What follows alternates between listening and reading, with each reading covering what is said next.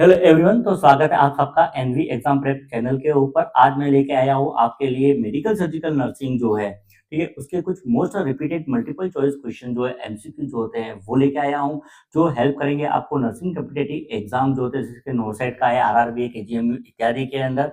आप इस तरह के यदि डेली एमसीक्यू चाहते हैं तो चैनल को सब्सक्राइब कीजिए, साथ ही वीडियो को लाइक कर देना। तो समय को न गवाते हुए हम फटाफट प्रश्न जो है उसको सोल्व करेंगे, ज्यादा डिटेल में नहीं जाएंगे, प्रश्न पढ़ेंगे और उसके आंसर बताएंगे। तो पहला प्रश्न आपके सामने ये रहा स्क्रीन के ऊपर, which is the antidote for heparin overdose. Heparin जो है उसके ओवरडोज के लिए कौन सा एंटीडोट दिया जाता है? आपके ऑप्शन है, ऑप्शन ए प्रोटामिन सल्फेट है, बी है विटामिन के है, सी होता है नेलोक्सोन है, डी है एट्रोपिन। तो इस प्रश्न का सही उत्तर हमारा जो है वो हो जाएगा option A protamine sulphate. Actually heparin जो होता है वो क्या होता है? ये होता है एंटीकोगुलेंट, ठीक है। एंटीकोगुलेंट कहते हैं, आपके दिमाग में क्या आना चाहिए, मतलब ऐसी कोई चीज जो क्या कर रहा है, ब्लड क्लॉटिंग को क्या करता है, डिले करता है, ठीक है। तो ये हिपेरिन एंटीकोगुलेंट है जो ब्लड क्लॉटिंग को डिले कर देता है। यदि ओवरडोज हो जाएगा, ज्यादा मात्रा में हिपेरिन दे दिया, तो उसके कारण से क्या होगा, डिले ब्लड क्लॉटिंग होगी। ब्लड क्लॉटिंग जो है क्या हो जाएगी, डिले हो जाएगी। और ब्लड क्लॉटिंग अगर डिले होगी तो उसके कारण से क्या हो सकता है, ब्लीडिंग हो सकती है। तो उस कंडीशन में यदि हिपेरिन ओवरडोज दे दिया गया है तो उसको एंटीडोट देना पड़ेगा। वो एंटीडोट क्या करे, इसको इनएक्टिव करे, मतलब हिपेरिन जो है उसके इफेक्ट को क्या करे, इनएक्टिव कर दे। तो उसके लिए प्रोटामिन सल्फेट जो है वो दिया जाता है।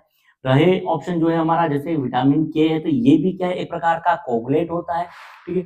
ये मेनली जो है वो किसका एंटीडोट होता है, विटामिन के जो होता है वो होता है वारफेरिन का, ठीक है। वारफेरिन का अगर ओवरडोज हो जाता है तो उसके लिए विटामिन के दिया जाता है। विटामिन के जो होता है वो मेनली प्रोटीन फैक्टर जो है इसके निर्माण में सहायक होता है।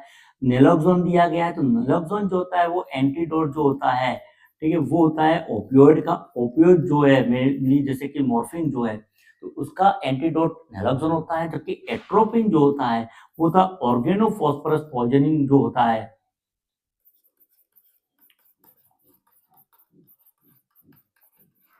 ऑर्गेनोफॉस्फोरस पॉइजनिंग जो है उसका एंटीडोट जो है वो मेनली क्या होता है, एट्रोपिन होता है। तो एक प्रश्न पहला आपके सामने ये हो गया। बढ़ते हैं फटाफट दूसरे प्रश्न की तरफ। सेकंड प्रश्न है आपका, droplet precaution are required for which disease.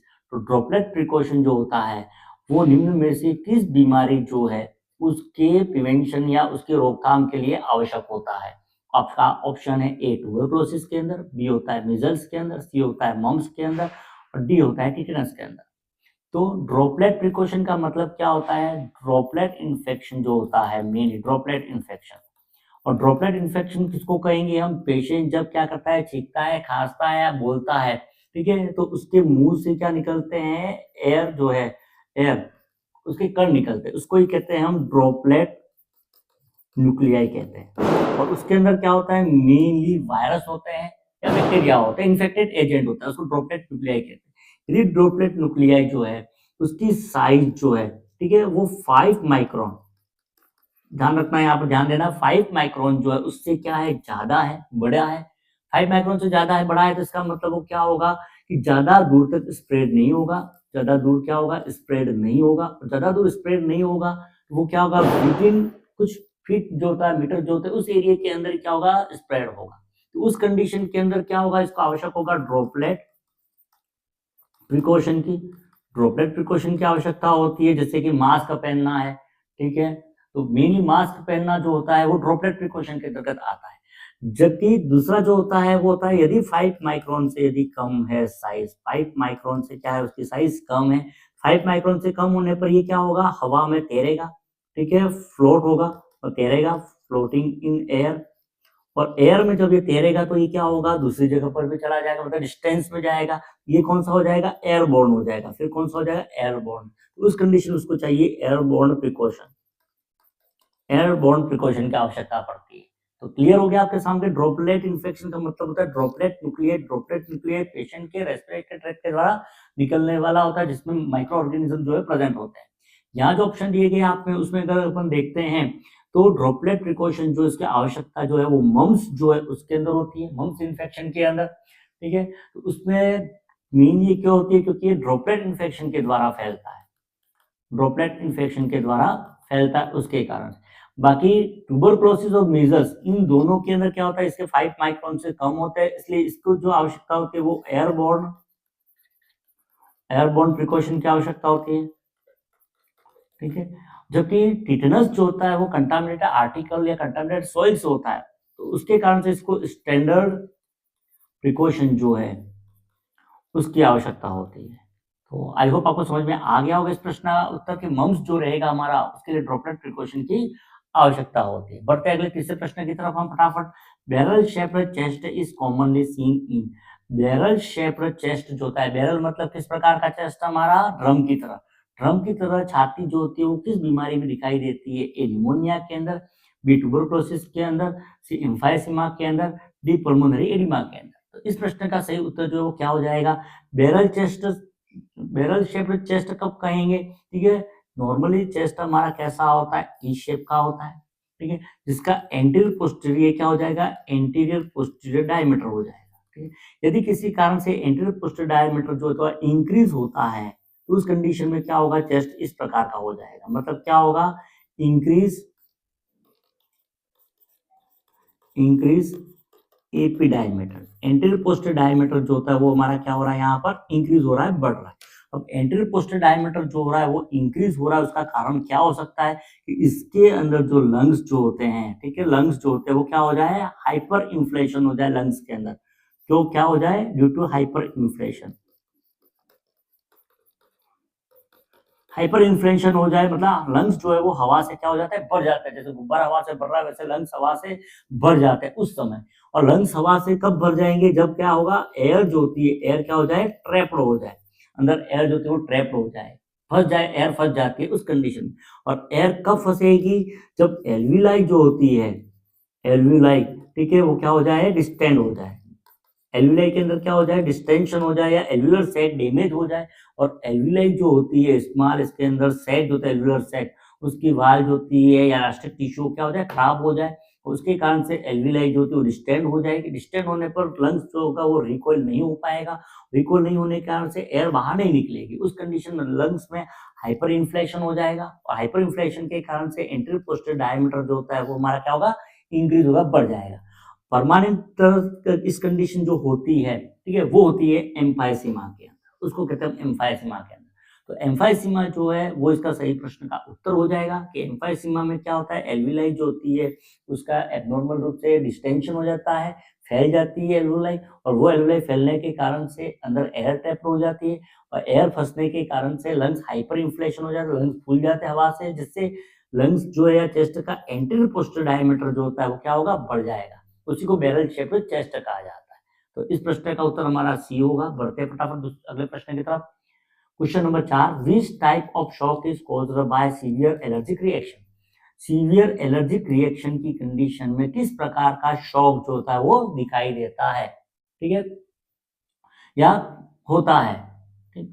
तो एक ऑप्शन जो है आपके, ए हाइपोवोलेमिक शॉक, बी होता है कार्डियोजेनिक शॉक, सी होता है septic shock, D anaphylactic shock. तो इस प्रश्न का आंसर सिंपल है, डी होता है, एनाफाइलेक्टिक शॉक होता है।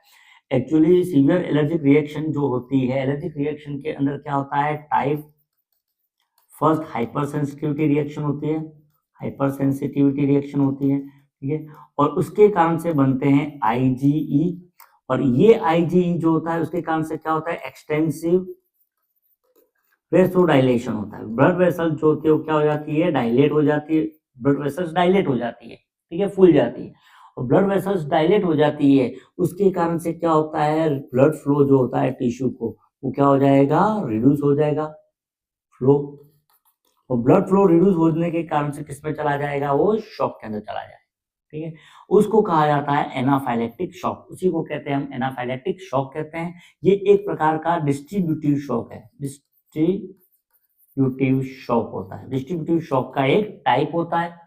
शॉक 3 प्रकार का होता है, हाइपोवोलेमिक, जब इसमें क्या हो, ब्लड वॉल्यूम जो है वो कम होता है उसके कारण से। कार्डियोजेनिक शॉक कब होता है, कार्डियोजेनिक शॉक जब हार्ट जो है उसके अंदर कोई प्रॉब्लम होती है, हार्ट की मायोकार्डियल कॉन्ट्रैक्शन नहीं है उसके कारण से होता है, ठीक है, पंप नहीं कर रहा है ब्लड, तो कार्डियोजेनिक हो जाएगा। फ्लूइड कम है, वॉल्यूमिक कम है तो हाइपोवॉल्यूमिक हो जाएगा।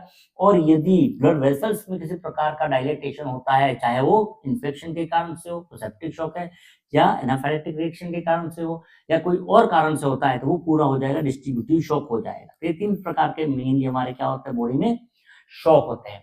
शॉक के बारे में आप पढ़ना है तो आप कमेंट करना, हम शॉक को अलग से पढ़ लेंगे। नर्सिंग वेदा चैनल है मेरा, उसके ऊपर मैं टॉपिक को पढ़ते हैं, टॉपिक शो है शॉक, उसको हम डिटेल में पढ़ेंगे।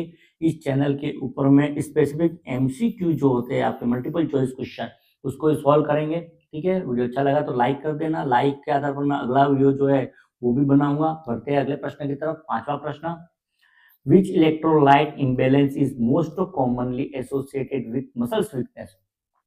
मसल वीकनेस जो होती है, मसल मांसपेशियां कमजोर हो जाती है, ठीक है, तो उसमें सामान्यतया कौन सा इलेक्ट्रोलाइट इम्बैलेंस जो होता है वो संबंधित होता है। किस इलेक्ट्रोलाइट इम्बैलेंस के कारण से मसल वीकनेस होती है? ठीक है, ए है आपका हाइपरकैलेमिया, बी है हाइपोकैलेमिया, सी है हाइपरनेट्रीमिया और डी होता है हाइपरकैल्सीमिया। तो इस प्रश्न का सही उत्तर जो होगा हमारा वो हो जाएगा हाइपोकैलेमिया। हाइपोकैलेमिया जो होता है वो नॉर्मली अगर देखें तो मसल जो होती है उसके कॉन्ट्रैक्शन के लिए क्या चाहिए, नर्व कंडक्शन होना चाहिए, नर्व इम्पल्स चाहिए। ठीक है, और नर्व इम्पल्स के कंडक्शन जो होता है वो मेनली किसके द्वारा होता है, पोटेंशियल के द्वारा। पोटेंशियल के द्वारा ही क्या होता है, एक्शन और पोटेंशियल होता है, पोटेंशियल होता है। ठीक है, यदि पोटेशियम रिड्यूस हो जाएगा, पोटेशियम का लेवल क्या होगा, कम हो जाएगा, तो उसके कारण से क्या हो जाएगा, नर्व कंडक्शन जो है वो रिड्यूस होगा, रिड्यूस नर्व कंडक्शन। और नर्व कंडक्शन यदि रिड्यूस होता है तो उसके कारण से क्या हो जाएगा, मेनली आपको सोचो क्या होगा, नर्व का कंडक्शन रिड्यूस होगा तो नर्व मसल्स को नर्व सप्लाई कम मिलेगी और उसके कारण से क्या होगा, मसल्स वीकनेस होगी। तो हाइपोकैलेमिया जो है मतलब पोटेशियम का लेवल जो है, ठीक है, वो क्या हो जाए, रिड्यूस हो जाता है। तो उसके कारण से मसल्स के अंदर क्या होती है, वीकनेस होती है, मसल्स के अंदर कमजोरी आती है। बढ़ते हैं अगले प्रश्न की तरफ फटाफट। The classic butterfly rashes is seen in which condition. ठीक है, बटरफ्लाई रशेस जो होते हैं वो किस कंडीशन के अंदर दिखाई देते हैं? आपका ऑप्शन है रूमेटोइड आर्थराइटिस, बी है सिस्टेमेटिक लूपस एरिथमेटस, सी होता है सोरियासिस, डी है डर्मेटाइटिस हर्पेटिफॉर्मिस। तो इस प्रश्न का सही उत्तर जो होगा हमारा बी हो जाएगा। SLE इसको शॉर्ट में कहा जाता है और ये क्या है, एक प्रकार की ऑटो इम्यून डिसीज है ऑफ स्किन। स्किन जो है मेनली, ठीक है, हालांकि एक बॉडी के दूसरे सिस्टम प्रभावित करते हैं लेकिन स्किन जो है वो भी इसमें अफेक्टेड होती है। इसमें मेनली क्या होता है, चेहरा जो होता है उसके ऊपर बटर की तरह क्या हो जाता है, रशेस बन जाते हैं, बटरफ्लाई रशेस बन जाते हैं। नोज जो है उसके चारों तरफ, ठीक है, इस तरह से चिक के ऊपर, गाल के ऊपर क्या होता है, बटरफ्लाई जो है उसकी तरह क्या बन जाते हैं, यहाँ रशेस बन जाते हैं लाल रंग के, उसी को कहते हैं बटरफ्लाई रशेस कहते हैं। ठीक है, जो कि सिस्टमेटिक लूपस एरिथमेटस जो है उसके अंदर दिखाई देता है। ठीक है? बढ़ते अगले कंडीशन की तरफ। Question number 7, what is the normal therapeutic range of digoxin level. Digoxin जो होती है उसका नॉर्मल थेरेपेटिक रेंज कितना, थेरेपेटिक रेंज मतलब जहां पर डिगोक्सिन जो होती है वो अपना अच्छा इफेक्ट जो है, मैक्सिमम इफेक्ट जो होता है वो प्रोड्यूस करती है। ऑप्शन ए है 0.1 to 0.5 नैनोग्राम पर ml, बी है 0.5 to 2 नैनोग्राम पर ml, सी होता है 2 to 5 नैनोग्राम पर ml, डी होता है 5 to 10 नैनोग्राम पर ml। इस प्रश्न का सही उत्तर जो है हमारा वो बी हो जाएगा, 0.5 to 2 नैनोग्राम पर ml। डिगोक्सिन जो होती है वो क्या होती है, कार्डिक ग्लाइकोसाइड है, कार्डिक ग्लाइकोसाइड होती है और ये मेनली क्या करता है, increase force of contraction, increase force of contraction मतलब मायोकार्डियम जो है उसका फोर्स जो होता है, कॉन्ट्रैक्शन का फोर्स उसको बढ़ाता है और उसको बढ़ा के ये क्या करता है, increase cardiac out, cardiac output को क्या करता है, बढ़ाने का काम करता है। ठीक है, तो हार्ट फेलियर कंडीशन के अंदर मायोकार्डियम को कॉन्ट्रैक्शन को बढ़ाने के लिए ये ड्रग जो है वो डिगोक्सिन दी जाती है, जिसका नॉर्मल थेरेपेटिक रेंज जो होता है वो 0.5 to 2 नैनोग्राम पर ml होता है। बढ़ते अगले प्रश्न की तरफ, 8वें प्रश्न की तरफ। Question number 8, which position is recommended for a patient after lumbar puncture। Lumbar puncture के पश्चात पेशेंट को कौन सी पोजीशन जो है वो दी जाती है, एडवाइस दी जाती है या दी जाती है? आपका ऑप्शन है ए हाई फाउलर, बी होता है सुपाइन, सी होता है प्रोन, डी है टेंडरलनबर्ग। तो इस प्रश्न का सही उत्तर जो है वो होता है सुपाइन पोजीशन होता है। सुपाइन पोजीशन दी जाती है और सुपाइन पोजीशन मेनली क्यों दी जाती है, सिंपल आंसर है इसका, प्रिवेंट लीकेज, ठीक है। लंबर पंचर जो किया गया है, ठीक है, मेन लंबर पंचर में क्या होता है, मेनली लंबर रीजन जो होता है वहां पर नीडल इंसर्ट करके सब इलेक्ट्रोड स्पेस से फ्लूइड को विड्रॉ किया जाता है, तो वहाँ पंचर होता है, छेद हो जाता है, वहां से फ्लूइड लीकेज नहीं हो, सीएसएफ लीकेज नहीं हो, ठीक है, leakage of CSF cerebrospinal fluid leakage नहीं हो, उसके लिए उसको सुपाइन पोजीशन जो है वो प्रोवाइड की जाती है। तो ये सीएसएफ के लीकेज को तो रोकती है, साथ ही साथ हेडेक जो है उसको भी कम करने का काम करती है। बढ़ते अगले प्रश्न की तरफ, question number 9, which insulin is long acting, इनमें से लॉन्ग एक्टिंग इंसुलिन कौन सी है, A regular insulin, B lispro, C NPH, ठीक है, डी होता है ग्लार्गिन। तो इसका प्रश्न का सही उत्तर जो होता है हमारा वो होता है डी ग्लार्गिन है। ग्लार्गिन जो होती है वो लॉन्ग एक्टिंग इंसुलिन होती है, ये अप टू 24 आवर तक क्या करती है, ये वर्क करती है, काम करती है, ठीक है। जबकि इसमें जो दिया गया है रेगुलर इंसुलिन, तो ये कैसी होती है, शॉर्ट एक्टिंग होती है, ठीक है, ये शॉर्ट एक्टिंग होती है, बहुत ही शॉर्ट टाइम के लिए ये अपना इफेक्ट जो होता है वो प्रोड्यूस करती है, ठीक है। लिस्प्रो जो होती है वो कैसी है, रैपिड एक्टिंग है, रैपिड एक्टिंग है, मतलब तेजी से अपना इफेक्ट जो है वो प्रोड्यूस करती है, क्योंकि एनपीएच जो होता है वो इंटरमीडिएट है, इंटरमीडिएट एक्टिंग होती है। इंटरमीडिएट एक्टिंग मतलब ये लगभग 12 से 24 घंटे तक ये क्या करती है, अपना इफेक्ट जो है वो प्रोड्यूस करती है, ठीक। तो एक तो हो गया प्रश्न नंबर 9, पढ़ते हैं प्रश्न नंबर 10 की तरफ। What is the primary cause of peptic ulcer disease? Peptic ulcer disease का सबसे प्रमुख कारण जो है वो क्या होता है? Option A high fibre diet, B होता है हेलिकोबैक्टर पाइलोरी इन्फेक्शन, सी है लो साल्ट इनटेक, डी होता है एक्सेस कार्बोहाइड्रेट इनटेक। तो इस प्रश्न का सही उत्तर जो होता है वो है हेलिकोबैक्टर पाइलोरी। हेलिकोबैक्टर पाइलोरी जो होता है वो 90% कॉज जो होता है वो पेप्टिक अल्सर डिसीज का कारण बनता है। इसके अलावा दूसरे जो होते हैं वो है prolong use of NSAID drug, जो लंबे समय तक इस्तेमाल की जाती है उसके कारण से, या फिर एक होता है इंक्रीज HCl का सिक्रेशन जो है, जिससे ZES जोलिंगर एलिसन सिंड्रोम हो जाए, तो उसके कारण से हो सकता है। बाकी मेन प्रमुख कारण जो है वो होगा हेलिकोबैक्टर पाइलोरी का इन्फेक्शन होना। बढ़ते अगले प्रश्न की तरफ, question number 11, normal arterial blood pH is, artery के अंदर ब्लड जो इसका पीएच कितना होता है, ए होता है 7 to 7.2, बी होता है 7.35 to 7.45, सी है 7.5 to 7.6, डी होता है 7.25 to 7.35। इस प्रश्न का सही उत्तर हमारा वो होता है 7.35 to 7.45 है। ब्लड स्लाइटली क्या होता है, एल्केलाइन, ब्लड होता है हमारा वो स्लाइटली एल्केलाइन होता है।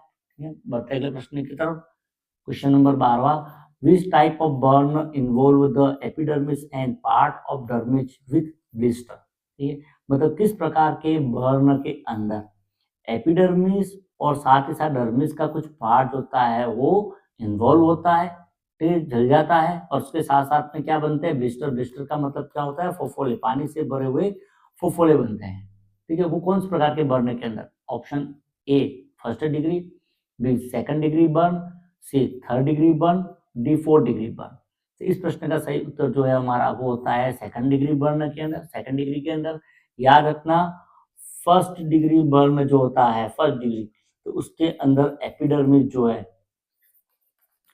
ठीक है, वही इन्वॉल्व होती है। उसमें स्किन कैसी हो जाती है, रेड या पिंक हो जाती है, ठीक है। इसमें नो ब्लिस्टर, ब्लिस्टर जो है वो नहीं बनते हैं, ये पेनफुल होती है, कभी कभी एडिमा जो है वो मिल सकता है, क्योंकि सेकंड डिग्री के अंदर एपिडर्मिस के साथ डर्मिस इन्वॉल्व होती है मेनली, और इसमें याद रखना स्वेलिंग, ब्लिस्टर और एडिमा जो होता है वो हमें देखने को मिलता है। जबकि थर्ड डिग्री जो बर्न के अंदर एपिडर्मिस प्लस डर्मिस और साथ में सबक्यूटेनियस टिश्यू जो है वो इन्वॉल्व होता है, ठीक है। इसके अंदर ब्लिस्टर जो होते हैं वो यूजुअली क्या होते हैं, एब्सेंट होते हैं, ब्लिस्टर नहीं बनते हैं, पेन होता है, स्वेलिंग थोड़ी बहुत मिलती है, क्योंकि फोर्थ डिग्री बर्न के अंदर मसल्स जो है और बोन वो इन्वॉल्व हो जाते हैं। इसमें क्या होते हैं, डीप डार्क कलर के गहरे क्या बन जाते हैं, गड्ढे बन जाते हैं।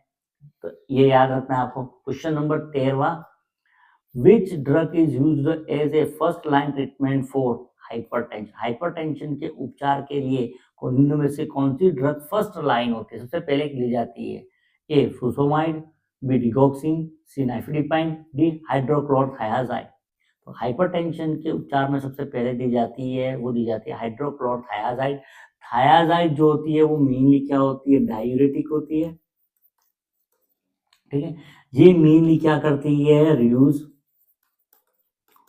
सोडियम का रिटेंशन, रीअब्जॉर्प्शन, सोडियम का रीअब्जॉर्प्शन जो होता है रीनल ट्यूब्यूल के अंदर उसको रिड्यूस कर देती है, और रिड्यूस करके फिर क्या करती है, रिड्यूस सोडियम इन ब्लड। और ब्लड अगर सोडियम में कम होगा तो साथ साथ में क्या होगा, वाटर भी कम हो जाए, पानी भी कम होगा, और पानी कम होगा तो क्या हो जाएगा, रिड्यूस ब्लड वॉल्यूम, वॉल्यूम कम होगा, और वॉल्यूम कम हुआ तो ब्लड का प्रेशर जो है वो भी क्या होगा, कम हो जाएगा, ब्लड प्रेशर कम होगा। मतलब मेनली क्या होगा, प्री लोड जो होता है वो क्या होगा, रिड्यूस होगा, प्री लोड कम होगा। तो इसका तो थायाजाइड जो होती है, हाइड्रोक्लोरथायाजाइड, वो मेनली दी जाती है। फुसोमाइड इसलिए नहीं देते हैं क्योंकि उसमें कुछ साइड इफेक्ट होते हैं, तो उसको देखने के लिए इसको सेकेंडरी काम में लेते हैं, फर्स्ट नहीं काम में लेते हैं। डिगोक्सिन कार्डिक ग्लाइकोसाइड है, नाइट्रोडिपेंड कैल्शियम चैनल ब्लॉकर है, ये सेकेंडरी होती है। फर्स्ट हाइड्रोक्लोरथायाजाइड जो है वो फर्स्ट लाइन काम में ली जाती है। Question number 14, which nursing intervention is priority for a patient with hypovolemic shock? एक hypovolemic shock का पेशेंट है तो उसके लिए प्रायोरिटी में कौन सा नर्सिंग इंटरवेंशन रहेगा हमारा, मतलब नर्सिंग केयर देंगे उसको।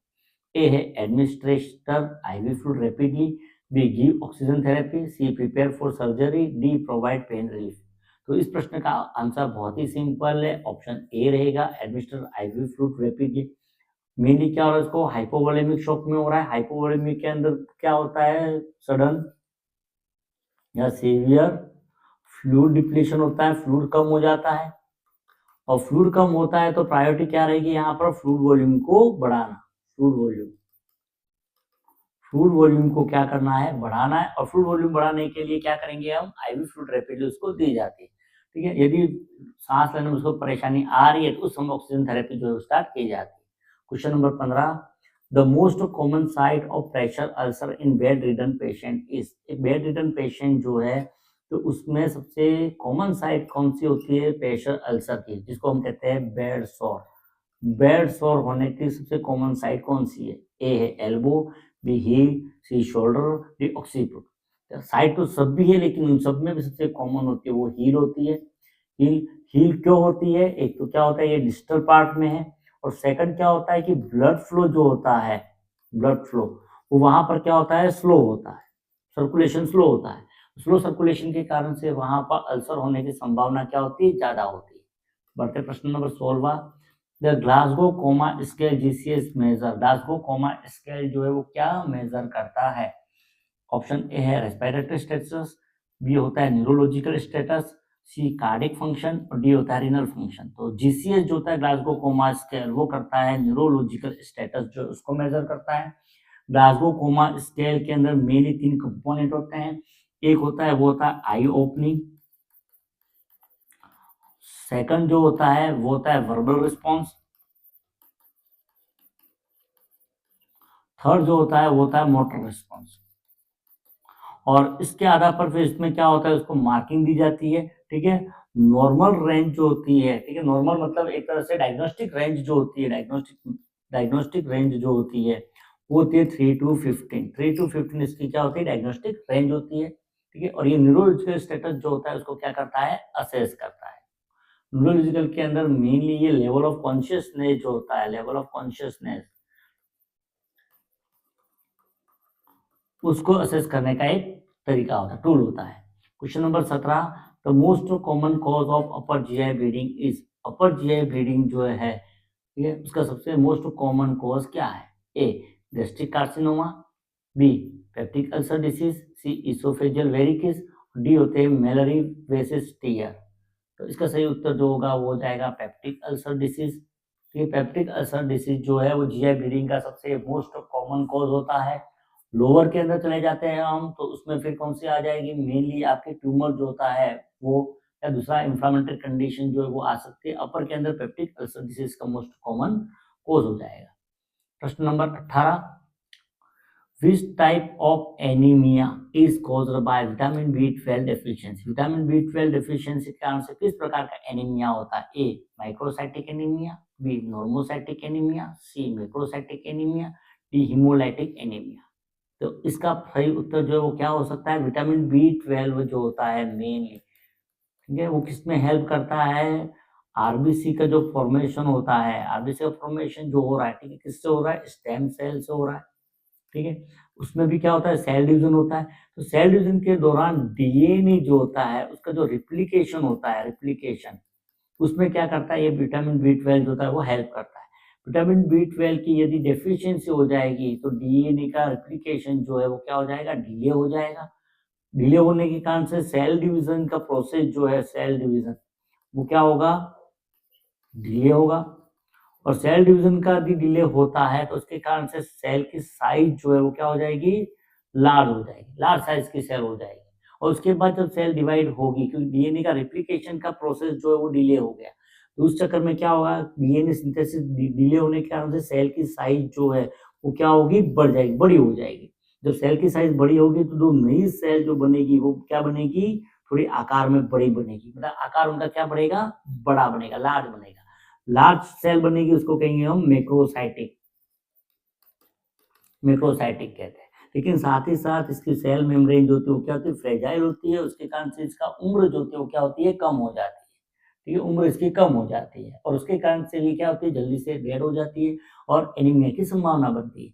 तो उसके कारण से जो बनता है विटामिन बी 12 की डेफिशिएंसी के कारण से, वो होता है मैक्रोसाइटिक एनीमिया।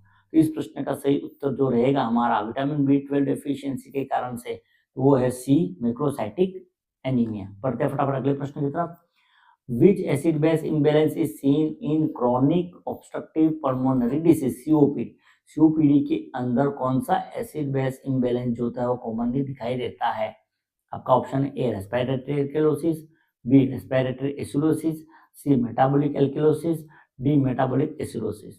तो नॉर्मली सीओपीडी जो होता है, क्रोनिक ऑब्स्ट्रक्टिव पल्मोनरी डिसीज, उसके अंदर क्या हो जाएगा? रिड्यूस वेंटिलेशन, वेंटिलेशन जो होता है, ब्रीथिंग, वो क्या होती है? कम हो जाएगी। और ब्रीथिंग वेंटिलेशन कम होगा तो क्या होगा? रिड्यूस CO2 आउटपुट, CO2 जो है, ठीक है, उसका एक्सक्रेशन जो होता है, एक्सक्रेशन मतलब बाहर निकलना, वो क्या होगा? कम होगा। वो बाहर कम निकलेगी तो क्या होगा? Increase CO2 in blood, blood के अंदर CO2 क्या होगा? बढ़ जाएगा। और ब्लड में CO2 अगर बढ़ता है तो ब्लड का पीएच जो होगा वो क्या होगा? फॉल हो जाएगा। फॉल होगा मतलब एसिडिक हो जाएगा, ब्लड का पीएच एसिडिक होगा। क्यों होगा? तो नॉर्मली आपको पता ही है, CO2 जब H2 के साथ मिलता है तो बनता है H2CO3, ठीक है। H2CO3 जो होता है वो होता है कार्बोनिक एसिड, इसमें फिर H अलग आयन होते हैं और HCO3 बाइकार्बोनेट आयन अलग होते हैं। ये जो आपके H आयन जो होते हैं वो क्या करते हैं? पीएच को क्या करते हैं? कम करते हैं, मतलब उसको एसिडिक बनाते हैं। बाइकार्बोनेट क्या है? बेस होता है। तो यदि CO2 रिटेंड होगा तो बाइकार्बोनेट ज्यादा बनेगा, बाइकार्बोनेट ज्यादा बना तो H आयन बढ़ेगा और H आयन बढ़ा तो पीएच जो होगा वो कम हो जाएगा, मतलब एसिडिक हो जाएगा और एसिडोसिस होगा। किसके कारण से? CO2 के कारण से होता है, इसलिए इसका सही उत्तर हमारा होगा रेस्पिरेटरी एसिडोसिस। तो रेस्पिरेटरी एसिडोसिस जो है वो होने की संभावना ज्यादा रहती है। बढ़ते हैं प्रश्न number 20। First line treatment for hyperthyroidism. Hyperthyroidism का फर्स्ट लाइन ट्रीटमेंट क्या है? ऑप्शन है ए मेथिमाजोल, बी लिवोथायरोक्सिन, सी प्रिडनिसोन, डी होता है प्रोपेनोलॉल। तो फर्स्ट लाइन ट्रीटमेंट जो होता है वो होता है मेथिमाजोल होता है। मेथिमाजोल जो होता है वो मेनली क्या करता है? इनहिबिट आयोडीनेशन, आयोडीनेशन जो होता है, ठीक है, किसका? टायरोसिन का। टायरोसिन का आयोडीनेशन जो होता है उसको इनहिबिट करता है और इसको इनहिबिट करके T3 एंड T4 जो है उसके सिंथेसिस को क्या करता है? ये कम कर देता है, उसके निर्माण को कम कर देता है, ठीक है। तो उसके कारण से क्या होता है? मेनली हाइपरथायरॉयडिज्म में जो है उसके अंदर मेथिमाजोल जो है वो दिया जाता है, जिसमें क्या होता है? हाइपरथायरॉयडिज्म में T3 T4 जो होते हैं उसका लेवल क्या होता है? ब्लड के अंदर इंक्रीज या बढ़ जाता है। तो ये क्या करता है? आयोडीनेशन जो हो रहा है टायरोसिन का उसको इनहिबिट कर देता है, उसको इनहिबिट करके T3 T4 के निर्माण को होने देता नहीं है। तो इसका प्रश्न का सही उत्तर मेथिमाजोल हो जाएगा। बढ़ते अगले प्रश्न 21। Classic sign of congestive heart failure. इस कंजस्टिव हार्ट फेलियर का मेन साइन क्या होता है? A bradycardia, B pedal oedema, C hypotension, D hyperthermia. Congestive heart failure की अगर बात करते हैं अपन तो नॉर्मली आपने हार्ट देखा होगा, ये हार्ट होता है, ठीक है। यहाँ से ब्लड निकलता है और कहाँ जाता है? लंग्स के अंदर जाता है। लंग से ब्लड आता है लेफ्ट एट्रियम के अंदर, लेफ्ट एट्रियम से लेफ्ट वेंट्रिकल से बॉडी टिश्यू को जाता है, ठीक है। बॉडी टिश्यू से ब्लड वापस आता है राइट एट्रियम के अंदर और वहां से फिर कहाँ जाएगा, राइट वेंट्रिकल से लंग्स। ये सर्कुलेशन सामान्यतः होता है। यदि हार्ट फेलियर हो जाता है, हार्ट यहाँ पर काम करना बंद कर देता है हमारा, इसने हार्ट ने क्या कर दिया, काम करना बंद कर दिया। बंद करने पर ये ब्लड का फ्लो जो होगा वो क्या होगा, बंद हो जाएगा। और ब्लड का फ्लो यदि बंद होता है तो बॉडी टिश्यू के अंदर ब्लड वेसल्स के अंदर क्या होगा, रुका हुआ रहेगा, रिटेन रहेगा। ब्लड वेसल्स के अंदर ब्लड रुका हुआ रहा वेसल्स के अंदर, तो अंदर हाइड्रोस्टेटिक प्रेशर क्या होगा, इंक्रीज बढ़ेगा। हाइड्रोस्टेटिक प्रेशर बढ़ने के कारण से यहाँ से फ्लूइड निकल के किस में आ जाएगा, इंटरस्टिशियल स्पेस के अंदर, टिश्यू के बीच का जो जगह होती है उसके अंदर आ जाएगा। और उसके कारण से क्या हो जाएगा, एडिमा हो जाएगा, मेन एडिमा होगा। ठीक है, तो कॉमन जितना डिस्टल पार्ट होगा वहाँ एडिमा ज्यादा होगा, तो पेडल एडिमा जो है वो होने की संभावना इसमें क्या रहेगी, ज्यादा रहेगी। तो क्लासिक साइन जो होता है कंजेस्टिव हार्ट फेलियर का वो रहता है पेडल एडिमा। एडिमा जो होता है वो कॉमन क्लासिकल साइन होता है कंजेस्टिव हार्ट फेलियर का। बढ़ते question number 22, most common cause of iron deficiency anaemia is. Iron deficiency anaemia का सबसे सामान्य कारण क्या है, मोस्ट कॉमन कॉज, ए ब्लड लॉस, बी माल एब्जॉर्प्शन, सी जेनेटिक डिफेक्ट, डी इन्फेक्शन। सभी कारण हैं लेकिन उसमें से भी सबसे मोस्ट कॉमन कॉज होता है वो ब्लड लॉस होता है, ब्लड का लॉस होना। ठीक है, नॉर्मली 1 ग्राम हीमोग्लोबिन एचबी के अंदर 3.34 मिलीग्राम क्या होता है, आयरन होता है।